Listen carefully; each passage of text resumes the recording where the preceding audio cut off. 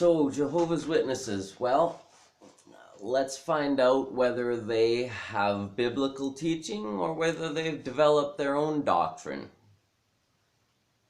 There's a very important scripture at the end of the Bible, the close of Revelation, and it says, "To all who hear the words of prophecy this book contains, I give this warning. If anyone adds to them, God will add to his punishment. And if anyone cancels a word in this book of prophecy, God will cancel his share in the book of life." So adding anything or taking anything away from this book means death, according to the book. So Jehovah's Witnesses claim to go by this book. They claim that it is their basis for everything, their doctrine and everything they believe. So let's have a look at one verse. There's 2 points here on the 144,000. If you're a religious person or who have gone to church, you might have heard this number. And it's quite an important number. Many churches say that it's a figurative number. In other words, it means nothing except some kind of doctrine that they want to develop based on this number. But it's easy to prove that this is a literal number of people, men, that will rule as kings. The first point, here's the Jehovah's Witness Bible, and it says, Revelation 5:10, "And you make them to be a kingdom of priests to our God, and they are to rule as kings over the earth." Simple enough, rule as kings over the earth, because in a portion that we will read here soon, it says they are up in the heaven. So Jehovah's Witnesses assume that they're going to stay up there. There's many verses that indicate that they're not. But anyway, first we want to look at that word rule over the earth. Remember, at the end of Revelation, it says if you add to anything or take away anything from this book of prophecy, your portion in the book of life is taken away. Did they change anything? Did they take anything away or add anything? The King James Version of that same verse says, "And hast made us unto our God kings and priests, and we shall reign on the earth." A little different than over the earth. The New American Standard says, "And thou hast made them to be a kingdom and priests to our God, and they will rule upon the earth." That was the New American Standard. The New International says, "And you have made them to be a kingdom and priests to serve our God, and they will reign on the earth."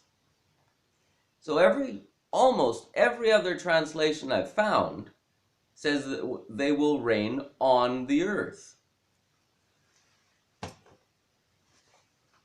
And there is many verses in this book that prove that, but one that gives a pretty clear indication of it is this.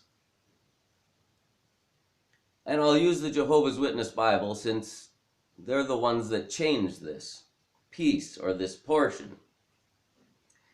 In Revelation 6:9 it says, "And when he opened the fifth seal, I saw underneath the altar the souls of those slaughtered because of the word and because of the witness work they used to have." So they were ones that broadcasted what the truth was, or what God had told them to say.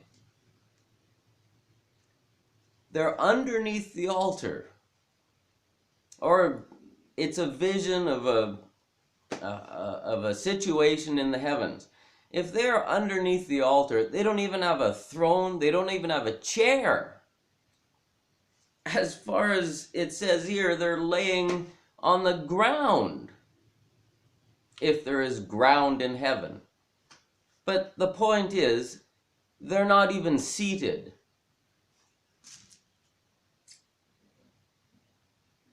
So where are they supposed to be? It makes more sense, since they don't even have a chair in the heavens, that they would rule on the earth, like 90% or 95% of the other translations say. So did Jehovah's Witnesses take away or add to this prophecy? Their whole teaching on the 144,000 is that they reign from the heavens. But every indication in the scriptures is that they reign on earth. So indeed they did take away something and added something. And it's to prop up their doctrine and to prop up those who wanted to be more exalted than others, so they could say, I'm of the heavenly class, and I am above you, my brother or my sister. And it also allowed them to have women and men claim this position. Because in the scriptures it says that once you go to heaven, there is no male or female anymore. Gender, that is. So the women amongst the Jehovah's Witnesses were also available to exalt themselves above the others by saying, I'm of the heavenly class. But all the indications are, in fact, most of the translations say that they reign on the earth. As this vision pointed out, there's no place for them in the heavens. There would be empty thrones if they were waiting for them to come. An interesting point is that the number is incomplete. So if it was a figurative number, the number would stay the same. But in verse 11 of chapter 6 of Revelation, it says, for these people who are sitting on the floor or just hanging out underneath the throne or the altar, it says, and a white robe was given to each of them. So I guess they died faithful. They continued to be a good guy till their death. And they were told to rest a little while longer. And this revelation is about the end times, or the last days. So I guess it's talking about now.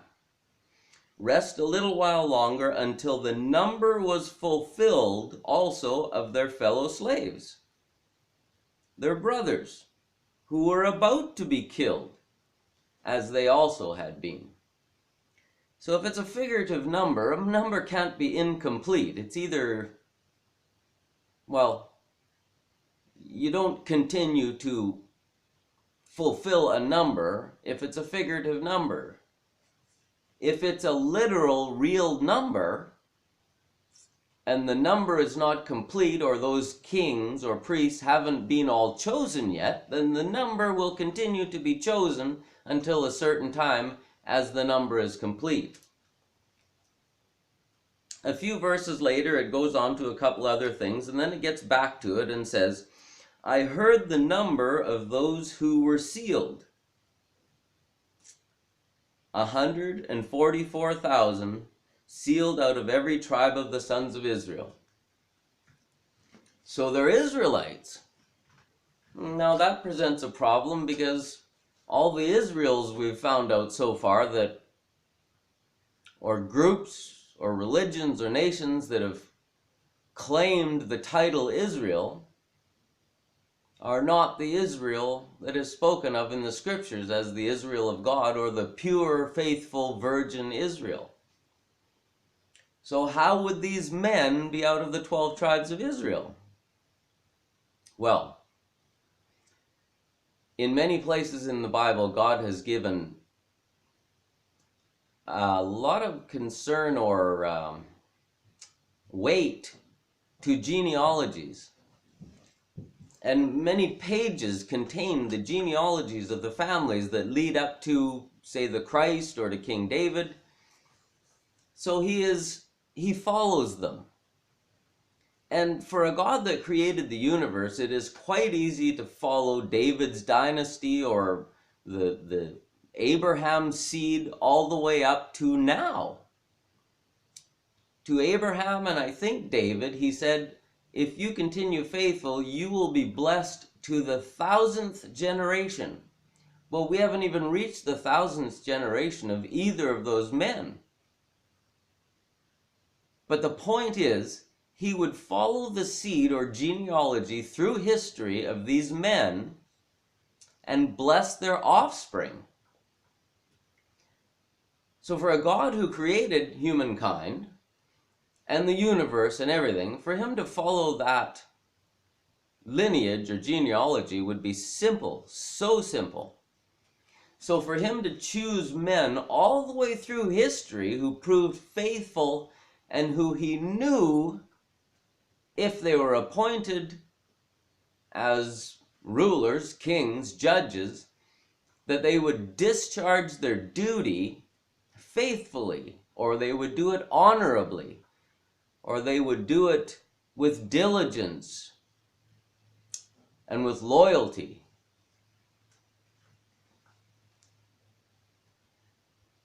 So for him to select men right now today who are descendants of David or Abraham would be simple. The number is not complete. It says at a certain time in the near future that the number would be complete, and that whole 144,000 kings that are to rule on the earth would be fulfilled.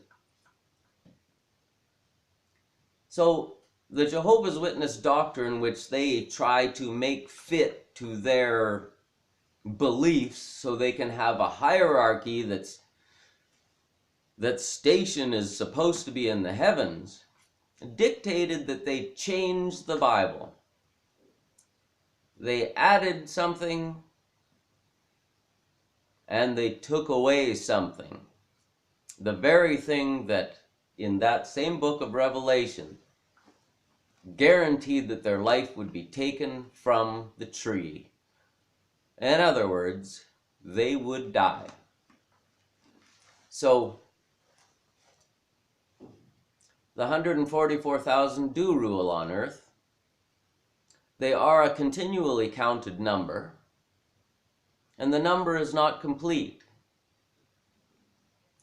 Those are simple facts, and they're beautiful ones, because the number is still open. You could still be selected if you were a man of integrity, who cared for your neighbor, who was humble enough, because someone who wants to be king won't be. If you say, oh, I could never be king, I'm not good enough, then possibly.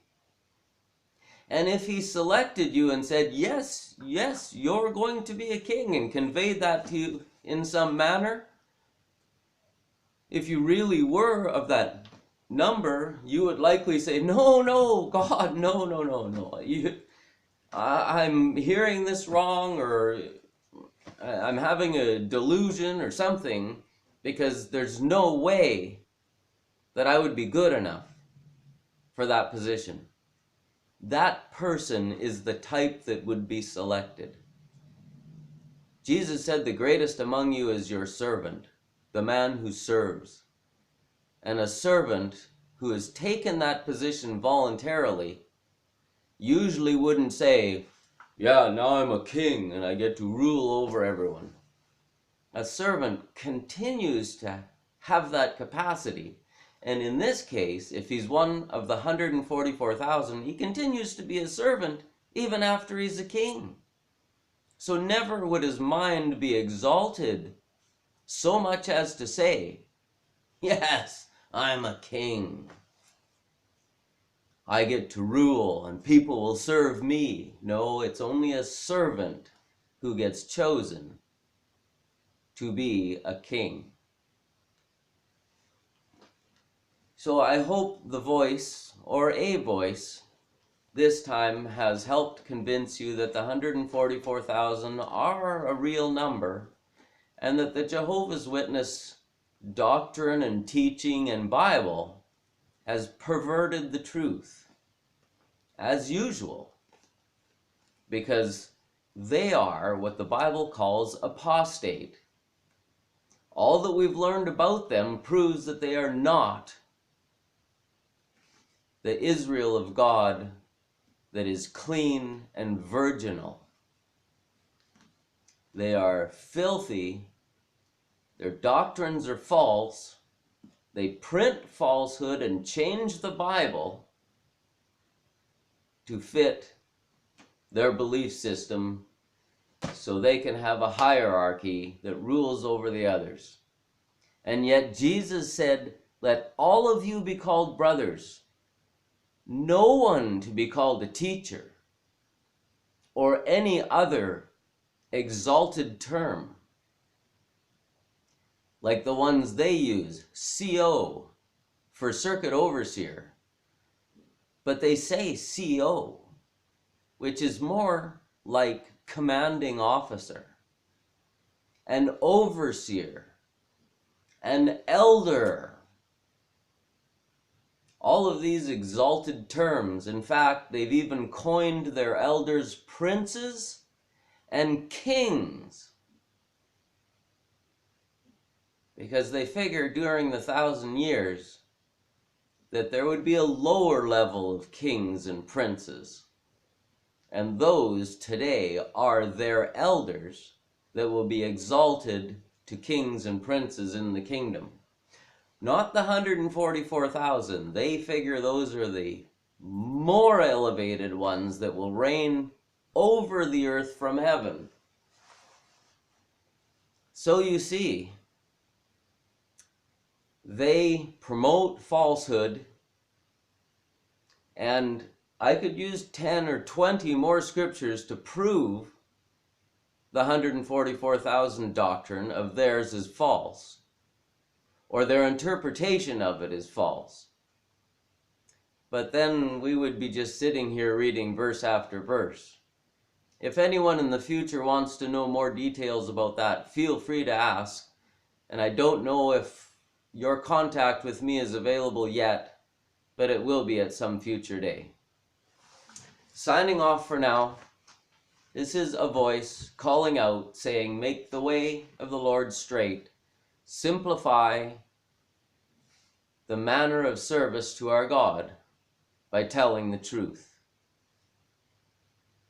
This is the truth spoken by the voice from the desert, saying thank you very much for listening, my friends, and have a wonderful day.